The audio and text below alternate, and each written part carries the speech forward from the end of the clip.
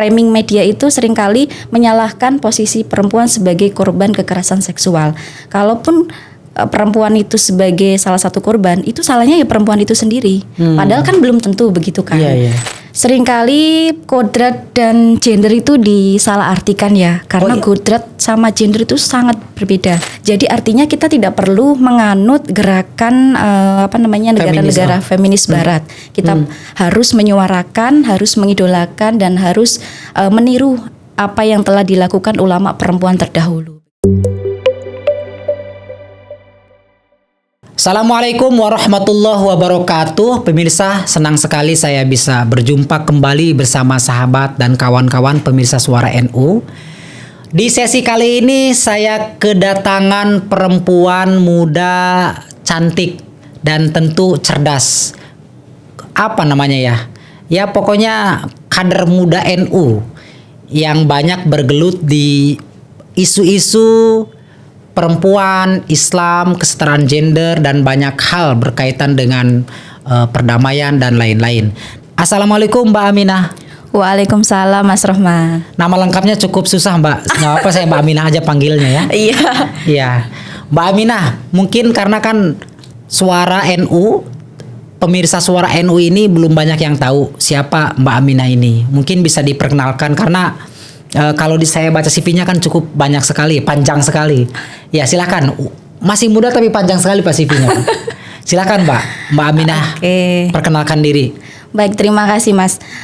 Jadi teman-teman biasanya manggil saya Aminah, dan sekarang ini adalah pengurus Kopri PB PMII di bidang advokasi dan jaringan.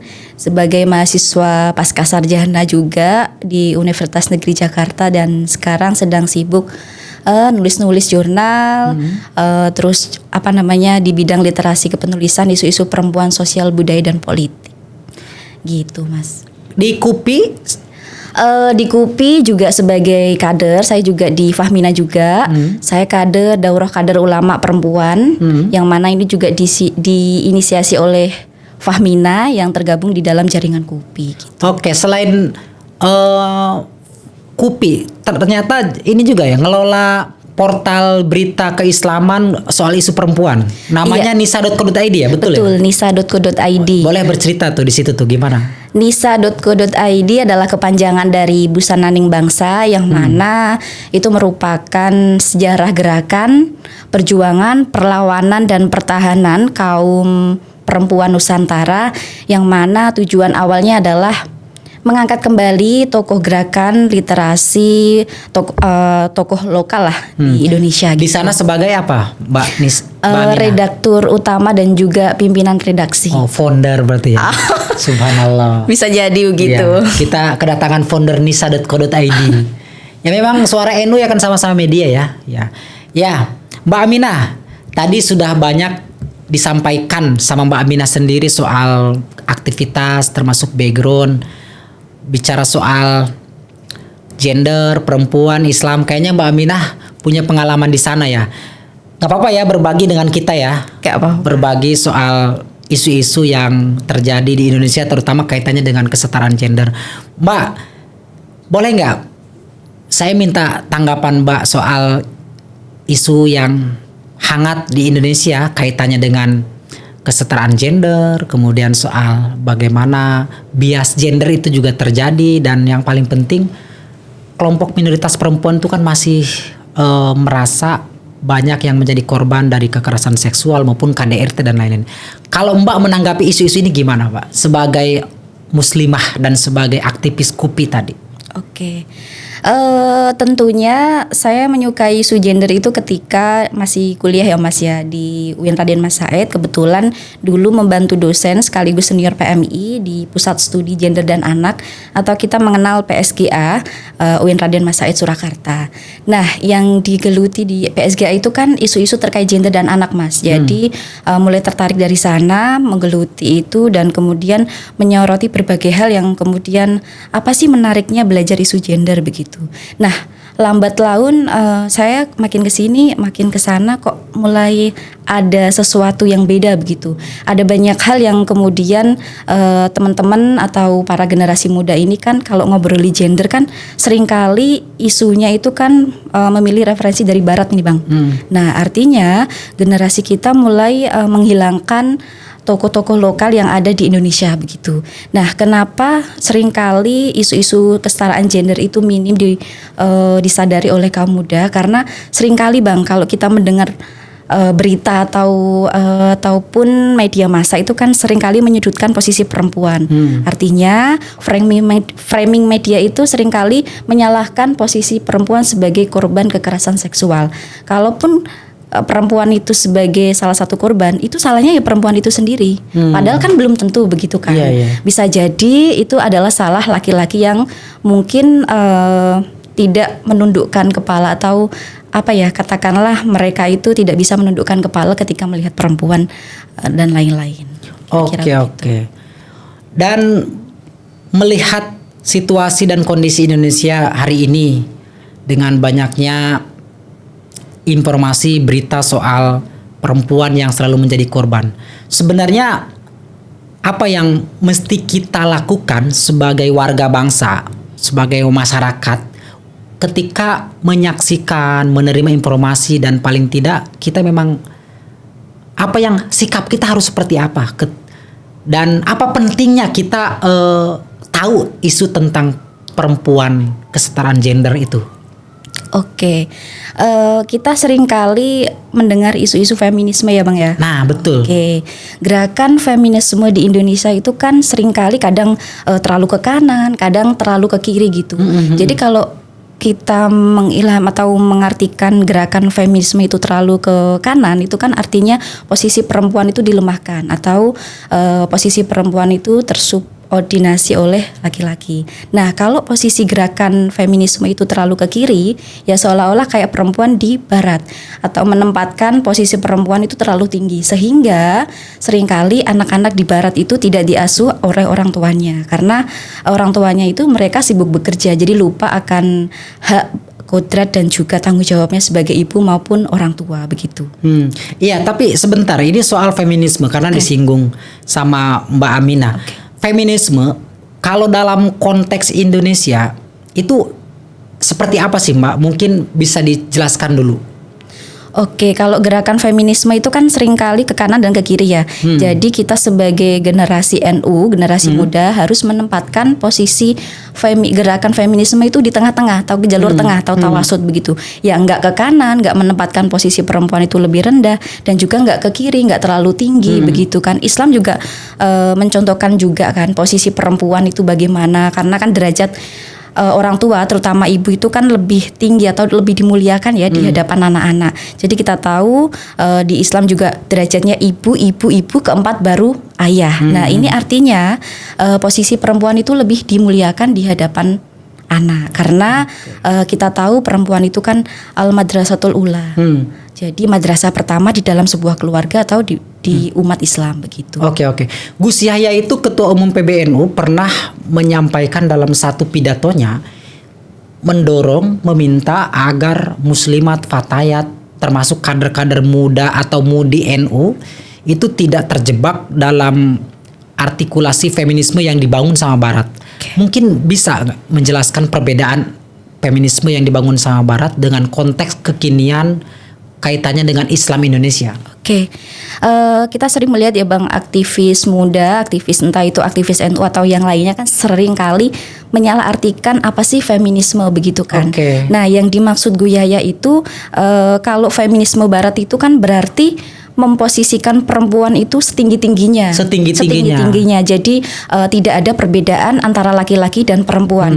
Dulu di dalam buku ini saya rekomendasikan dulu buku Fikih Perempuan karya Kiai Buya Husain. Kita mengenal ini jelas sekali kalau buat teman-teman yang belajar gender equality. Artinya ketika kita belajar atau mengulas tentang feminisme dari barat itu kan memposisikan perempuan lebih tinggi, setinggi-tingginya gitu. Bahkan lupa untuk mengasuh anaknya. Nah, mungkin yang dimaksud Gus Yahya ini ditakutkan kita salah mengartikan atau memaknai gerakan-gerakan feminisme dari barat. Iya. Nah, maka yang ingin menyetarakan perempuan dan betul. laki-laki. Karena tidak semuanya kan harus setara begitu, ada porsinya masing-masing. Karena di dalam Al-Qur'an pun di surat Al-Hujurat ayat 13 itu kan memakai redaksinya ayuhan nas begitu. Jadi secara general antara laki-laki dan perempuan itu kan setara begitu. Tidak ada perbedaan antara laki-laki dan perempuan.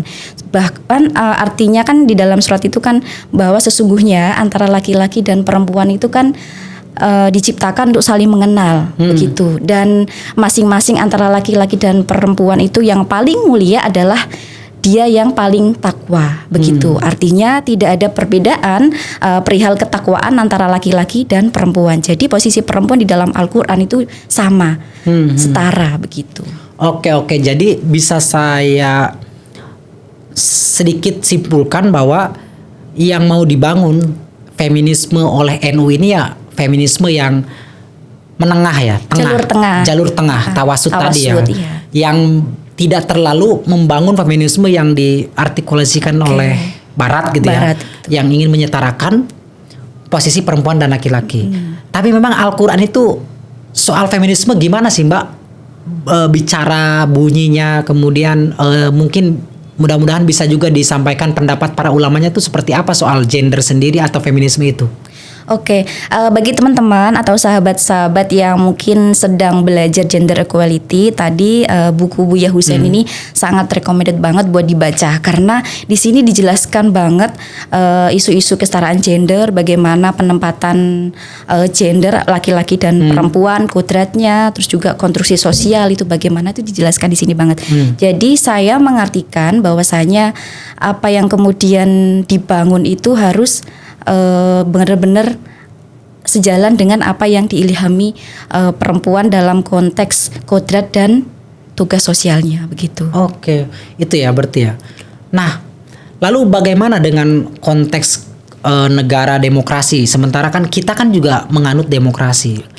Ketika misalnya kita mempertebal keinginan kita untuk menerapkan pemahaman gender yang atau feminisme yang sesuai dengan Ahlus Sunnah wal Jamaah atau NU tadi, sementara demokrasi kan arahnya juga maaf ya, misalnya memposisikan hak asasi manusia dan kesetaraan yang benar-benar setara gitu. Gimana Mbak melihatnya? Kita sebenarnya kalau melihat setara nggak setara mungkin banyak di lingkungan kita yang kita lihat itu belum setara ya.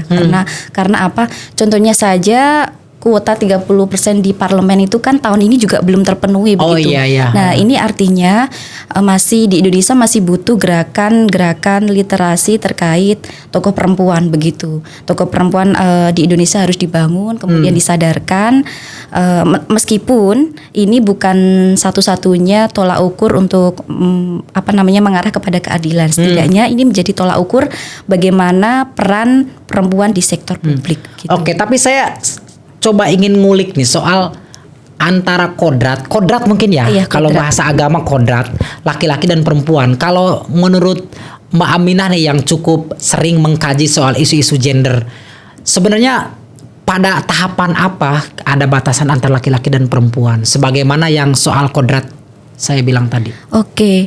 Seringkali kodrat dan gender itu disalahartikan ya, karena kodrat sama gender itu sangat berbeda. Sangat berbeda. Kalau kodrat itu kan bagaimana Gusti Allah atau Allah sendiri itu menciptakan laki-laki dan perempuan. Kita tahu bahwasanya perempuan itu memiliki payudara dan lain-lain, kemudian laki-laki memiliki penis dan lain-lain. Kemudian itu namanya kodrat ya. Itu kodrat, bahwasanya perempuan akan menyusui, melahirkan, terus kemudian mengasuh dan lain-lain. Itu kodrat yang tidak bisa digantikan oleh laki-laki. Kan tidak mungkin laki-laki kemudian mengandung, melahirkan, begitu kan nggak mungkin. Nah, itu kodrat yang tidak bisa dipertukarkan. Nah, kalau gender itu kan soal status konstruksi sosial, artinya Oke.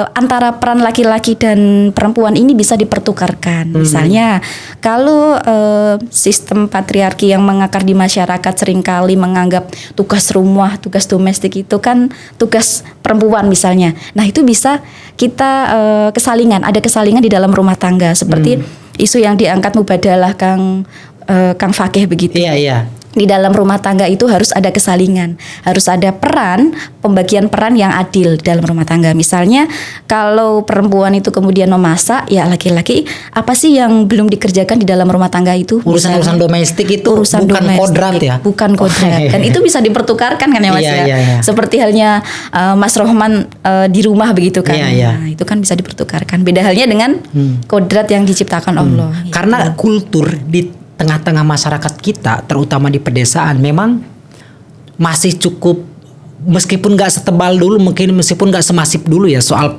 doktrin itu, bahwa perempuan itu ya di kasur, sumur, apalagi sumur, kasur, dapur ya. Iya.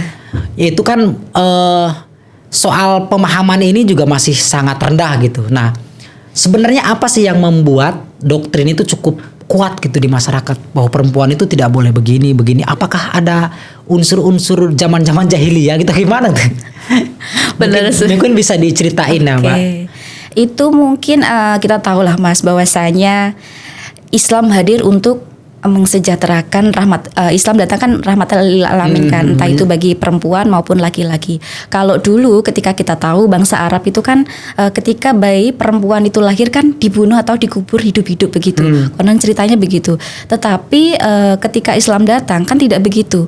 Ada perayaan, ada penghargaan untuk bayi laki-laki, bayi perempuan dan laki-laki. Entah itu dalam bentuk akikoh, entah itu dalam bentuk penghargaan kesetaraan dan lain-lain. Dan sampai saat ini kenapa kita tahu budaya patriarki itu mengakar sekali di dalam suatu masyarakat. Nah itu karena mungkin tidak semua masyarakat itu teredukasi keadilan gender begitu. Nah yang salah siapa? Yang salah ya bukan berarti antara laki-laki dan perempuan. Kalau saya kebetulan di PMI kan diajarkan kritis transformatif begitu. Iya. Nah jadi ketika ada sesuatu hal yang terlalu patriarki, pemikiran masyarakat di dalam masyarakat itu terlalu patriarki, ya kita harus mengakui bahwasanya yang salah itu sistem, bukan orangnya. Nah, untuk meminimalisir ketidakadilan gender di dalam suatu masyarakat, maka ada beberapa elemen penting yang harus berperan di dalam gerakan-gerakan keadilan gender, misalnya di dalam sebuah keluarga antara ayah dan ibu, itu sistem keadilannya harus dibangun. Terus kemudian ada yang kedua di lingkungan pendidikan, baik itu pendidikan formal maupun pendidikan non formal, entah itu di sekolah ataupun di pesantren atau lembaga pendidikan lainnya. Nah yang ketiga itu di lingkungan pertemanan, entah itu komunitas ataupun organisasi. Nah saya yakin Mas ketika tiga elemen ini saling berkoordinasi, saling kerjasama lah. Nah, sistem ini akan membuat manusia itu sadar dengan sendirinya bahwasanya keadilan gender itu penting untuk diterapkan. Oke. Mbak, tadi kan Mbak menyinggung soal Al-Quran, dalil Al-Quran surat Al-Hujurat. Iya. Tapi sebenarnya ada nggak sih Mbak dalil lain di dalam Al-Quran yang juga menyinggung soal gender, soal kesetaraan perempuan, kemudian soal kodrat laki-laki dan perempuan tadi? Begitupun dengan hadis Nabi, ada nggak sih Mbak yang bisa di-share Mbak ke kita? Sebenarnya ada banyak ya, cuma kita tahu kalau di KUPI itu kan ada buku KUPI ya, buku pedoman untuk menganalisis bagaimana teks-teks Al-Quran atau kitab klasik itu mengartikan bahwasanya gender itu disalahpahami itu karena bukan teks Al-Qurannya yang salah, tapi pemaknaan Al-Quran yang salah. Iya. Itu jelas banget di dalam KUPI begitu. Cuma saya lupa terkait ayat berapanya.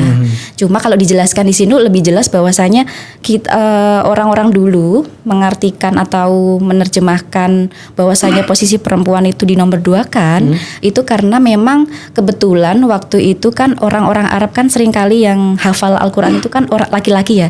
Jadi laki-laki kan tidak teredukasi terkait bagaimana pengalaman perempuan terkait mengandung, terus kemudian hamil, melahirkan, menyusui dan lain-lain itu tidak teredukasi. Jadi ketika para hafid mengartikan bahwasanya Al-Quran pemaknaannya seperti ini, seperti itu, nah itu tidak memiliki perspektif ke perempuan begitu. Cuma kan kemudian di era sekarang kan udah mulai banyak nih Mas hafidh-hafidhoh yang kemudian mempelajari Al-Qur'an, menerjemahkan Al-Qur'an dengan kesalingan atau relasi gender itu tadi, Termasuk soal hadis Nabi yang ibumu baru ayahmu itu ya, itu bisa dikaitkan dengan isu ini ya.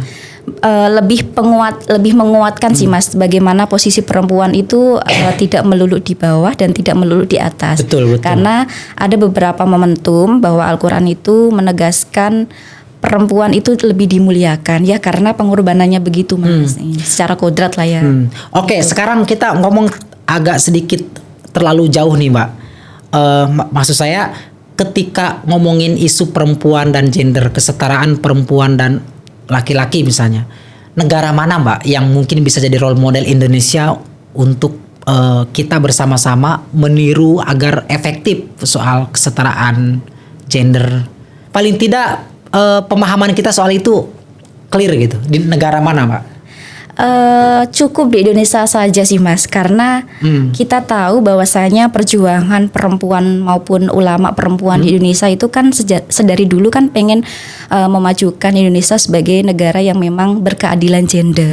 Kita tahu bahwasanya sebelum kita menganut orang-orang Barat, keadilan Barat itu kan kita tahu seperti halnya tokoh Cuk Nyadin. Kita tahu bahwasanya beliau pernah memimpin perang dan kala itu memang perang yang dipimpin Cuk Nyadin ini sangat mempengaruhi keuangan VOC. Ada juga tokoh lainnya seperti Laksamana Malahayati. Ini kan sosok Laksamana pertama perempuan di Indonesia begitu. Oke. Dan baru-baru ini juga diangkat tokoh nasional Ratu Kalinyamat. Beliau kan pernah mengirim pasukan ekspedisi perang di Malaka. Nah, jadi artinya kita tidak perlu menganut gerakan negara-negara feminis Barat. Kita harus menyuarakan, harus mengidolakan dan harus meniru apa yang telah dilakukan ulama perempuan terdahulu begitu. Oke. Jadi makanya Nisa di sini hadir Mas. Iya. Iya, jadi intinya bicara soal feminisme sebagaimana yang diharapkan Islam tadi ya.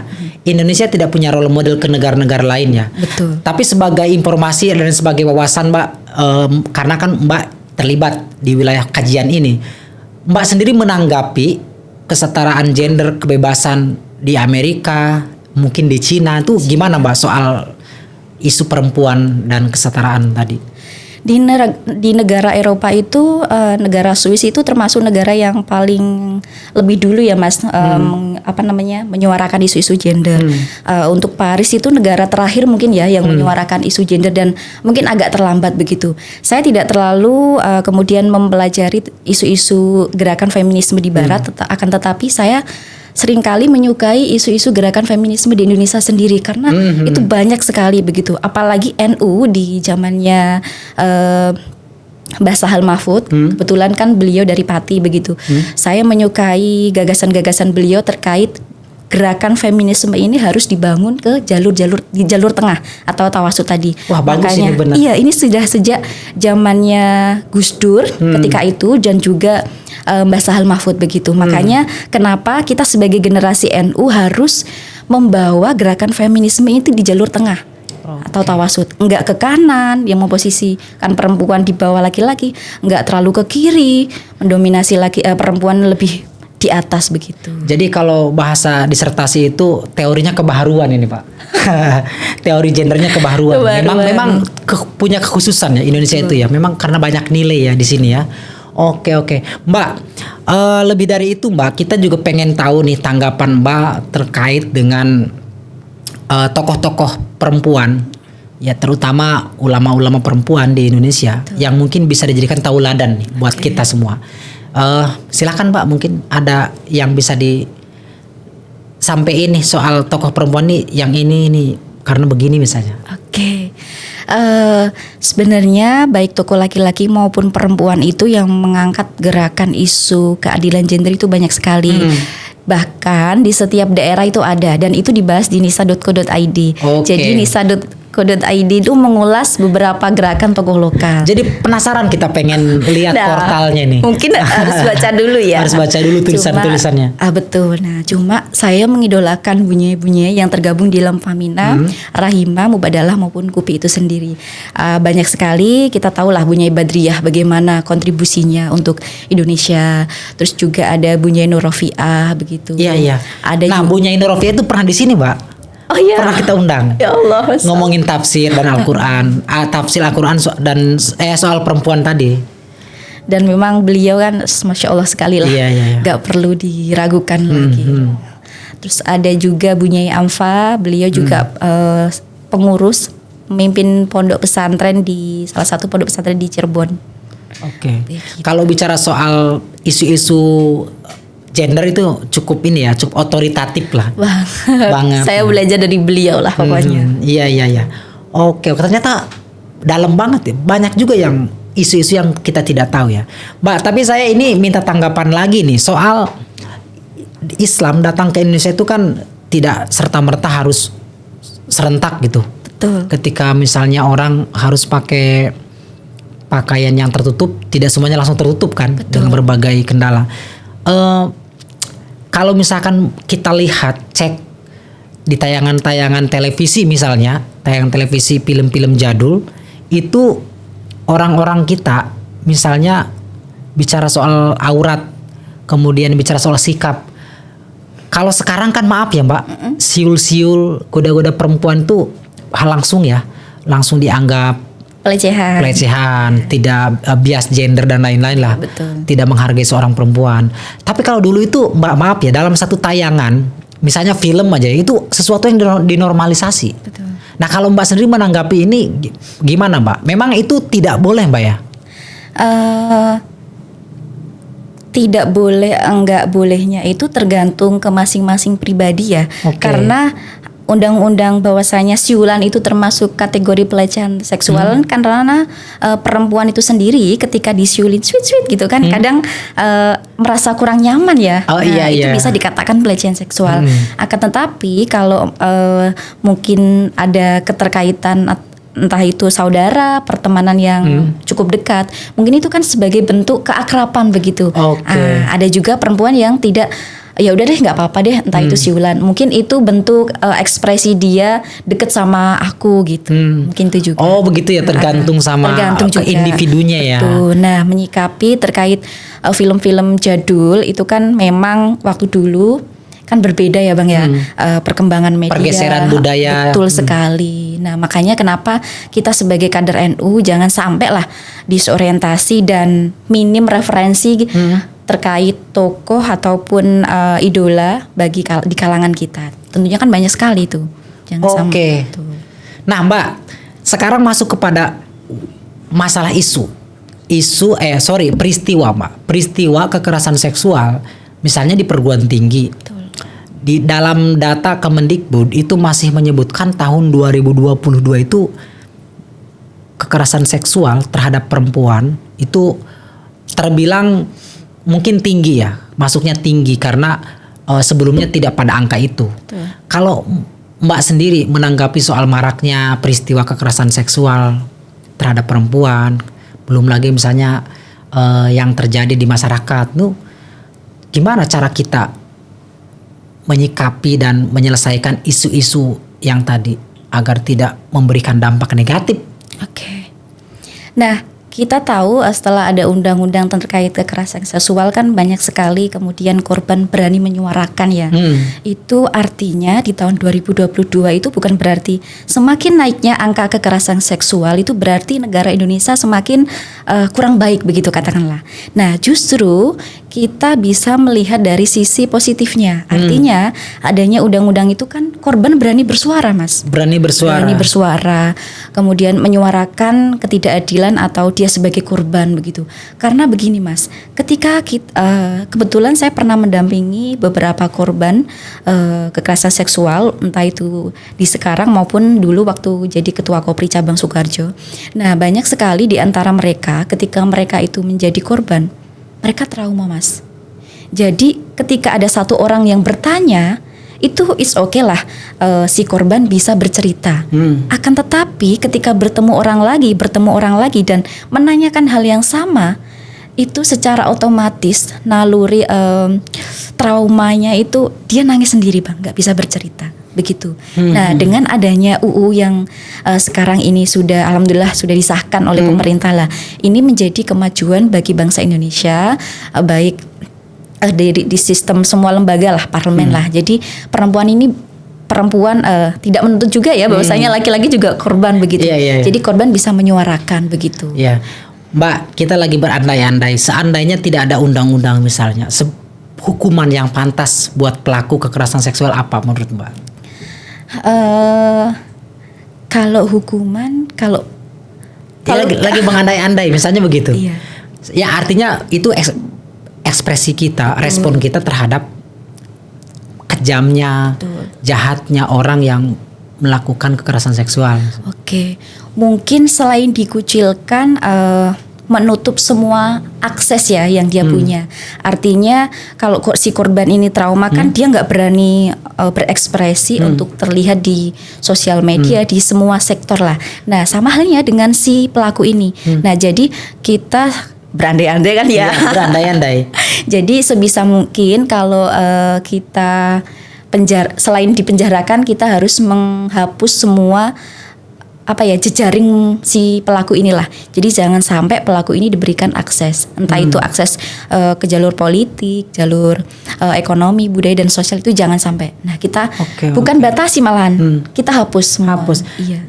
Sempat rame kan soal kebiri. Kalau Mbak sendiri melihat kebiri itu gimana? Agak gimana gitu ya? Maksudnya itu kan banyak yang menganggap itu bertentangan dengan hak asasi manusia. Betul. Kalau Mbak sebagai perempuan, sebagai orang yang cukup banyak mengkaji soal isu-isu gender, itu seperti apa mungkin tanggapannya? Ya namanya kebiri itu kan sesuatu hal yang sangat merugikan lah ya. Entah itu bagi posisi perempuan ataupun laki-laki, ya sebisa mungkin kita jangan sampai lah berperilaku semacam itu begitu. Kalaupun memang ada, ini bukan berarti dia khilaf ya, atau secara tidak sengaja begitu. Saya yakin itu sengaja. Makanya memang hukum di Indonesia ya harus tegas begitu. Mbak, menarik ya ngomongin perempuan, ngomongin Islam, ternyata banyak sekali yang bisa diulas, yang bisa dibahas, dan mudah-mudahan Nisa.co.id mengulas terus ya dan konsisten. Amin. Saya sih terakhir melihat portal nisa.co.id kayaknya di-update-nya 3 bulan yang lalu ya. Oh enggak. Terbaru ada yang terbaru. Terbaru ada book review. Jadi di Nisa itu kan tidak hanya berisi reportase, terus mengangkat literasi gerakan perempuan lokal, tetapi juga ada sastra, ada budaya. Jadi budaya ini yang dimaksudkan karena ini kan isunya mengangkat perempuan dalam ranah sosial, budaya dan politik, maka apa sih yang kemudian jadi budaya? Kedekatan perempuan dengan sesuatu hal. Misalnya perempuan itu kan sangat dekat dan lekat dengan kain, misal katakanlah entah itu batik dan lain-lain. Nah, kenapa ada kedekatan antara perempuan dan kain, entah itu dalam hal segi apa yang lainnya. Nah, ada juga kenapa sih perempuan harus dekat dengan makanan misalnya. Nah, itu kan ada alasan yang mungkin diulas begitu. Nah, mungkin teman-teman bisa cek di Nisa aja gitu. Iya. Nah, ada sastra juga. Sastra itu ada cerpen, terus ada puisi, dan ada juga book review. Jadi terakhir itu ada book review, Mas. Nggak apa-apa, buat Mbak Aminah kita promosiin pokoknya. Alhamdulillah. Ya. Mbak Aminah, terakhir nih dari perbincangan kita ini, mungkin ada pesan khusus buat kelompok perempuan, buat masyarakat Indonesia biar kesadaran terkait dengan pentingnya isu kekerasan perempuan, kemudian juga isu soal kesetaraan gender, dan yang paling penting Islam melihat soal kesetaraan gender ini seperti apa, mungkin silahkan. Kita sebagai kader Nahdlatul Ulama, kader PMI, dan kader di bawah naungan NU lah ya, kita seharusnya membawa isu gerakan feminisme itu di jalur tengah atau tawasud. Jadi tidak kemudian terlalu ke kiri gerakan feminisme, dan juga nggak terlalu ke kanan gerakan feminisme. Dan kita harus menyadari bahwasanya tokoh lokal di Indonesia itu tidak kalah penting dan kalah bisa dijadikan idola lah dibandingkan tokoh-tokoh dari barat. Maka untuk mengurangi disorientasi para generasi muda yang menjauhkan generasi muda dari jati diri bangsa Indonesia, maka kita harus mulai belajar dari gerakan-gerakan tokoh perempuan lokal di Indonesia. Oke, terima kasih Mbak Aminah. Siap, sama-sama, Mas Mudah-mudahan Rahman. sukses dan sehat selalu. Saya juga menunggu tulisan Mas Rohman di nisa.co.id. Waduh, ditagih kita nih. Boleh nanti kita. Ya Mbak, mudah-mudahan kalau sudah jadi orang sukses jangan lupakan Suara NU ya. Amin. Dan yang paling penting pemirsa Suara NU yang terus nonton ini. Ya. Oke, pemirsa, demikian perbincangan kami dengan perempuan hebat, anak muda yang bergelut di bidang kajian isu perempuan dan gender, keislaman dan hak asasi manusia juga perdamaian. Terima kasih. Wallahul muwaffiq lakum thoriq. Wassalamualaikum warahmatullahi wabarakatuh. Waalaikumsalam warahmatullahi wabarakatuh.